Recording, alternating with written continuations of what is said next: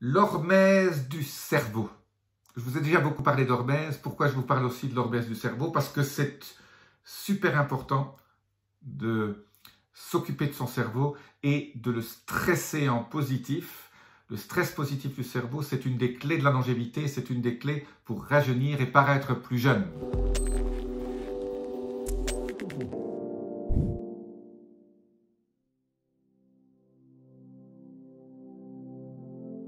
Je suis Jean-Marie Buterlin, je suis expert en rajeunissement longévité et j'aide ma communauté à ajouter de la vie à leurs années et des années à leur vie. Alors sans plus attendre, qu'est-ce que c'est que l'hormèse du cerveau? Je vous ai fait une très belle vidéo sur l'hormèse, je vous la mets en lien au-dessus. L'hormèse, c'est créer un stress positif dans votre cerveau pour qu'il réagisse, et cette réaction positive du cerveau contre ce stress vous aide à ralentir le vieillissement, même à rajeunir, paraître plus jeune et à ne pas à diminuer les chances que vous avez de faire un certain nombre de maladies quand on vieillit, ces fameuses maladies neurodégénératives, etc. Bon, alors, cette hormèse du cerveau, comment fait-on? Alors, j'ai plusieurs conseils à vous donner, je vais vous donner 4 conseils. 4. Le premier, et elles concernent toutes, en fait, ce cerveau doit être légèrement stressé. Pour stresser le cerveau, il faut lui faire des choses dans lesquelles il ne se sent pas confortable. Donc j'appelle ça sortir de sa zone de confort.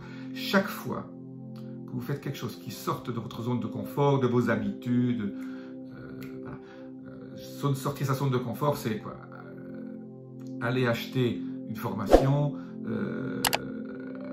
faire une activité que vous n'avez jamais fait, apprendre à jouer un instrument de musique, faire quelque chose que vous n'avez pas fait. Aller dans des endroits où vous n'avez jamais été, et les découvrir, quelque chose qui vous stresse légèrement. Voilà, donc ça c'est la première chose, sortir de votre zone de confort. Dans tout le temps, dans tous les domaines, ça va stresser votre cerveau de façon positive. La deuxième chose qui est un petit conseil sympa, aujourd'hui c'est un peu difficile dans le contexte actuel des événements mondiaux, mais c'est faire des voyages ou faire des projets de voyage. Alors aujourd'hui, on ne peut pas trop voyager, mais en ce moment, ça va revenir. Donc vous pouvez faire des projets de voyage, commencer à étudier, à voir où vous voulez aller.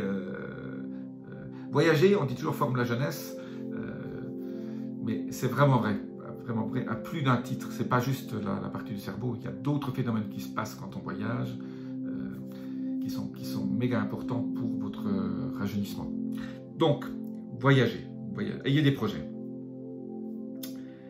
La troisième chose, c'est explorer votre environnement autour de vous pour trouver des nouveaux amis, pour trouver en fait quelque chose. Il faut vous pousser à vous dépasser. C'est un peu comme le premier conseil que je vous ai donné, il faut sortir de sa zone de confort, mais là, c'est plus pour explorer autour de vous.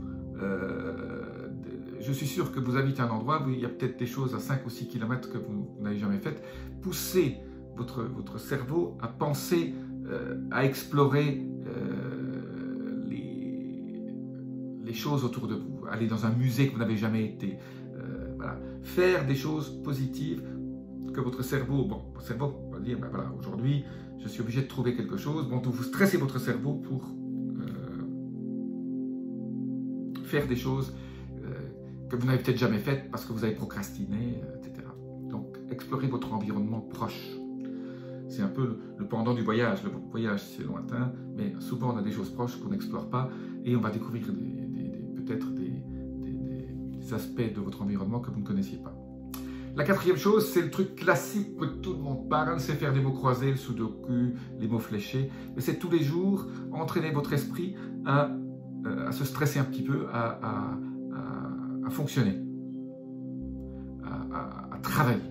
Voilà, c'est des petites choses sympas, mais si vous ne stressez pas votre cerveau, le cerveau va fondre. Et donc il faut faire des nouvelles connexions. Pour faire des nouvelles connexions, il faut le travailler et il faut le stresser. Voilà, je vous dis à très bientôt. Si vous avez aimé cette vidéo, laissez-moi vos commentaires. Namasté.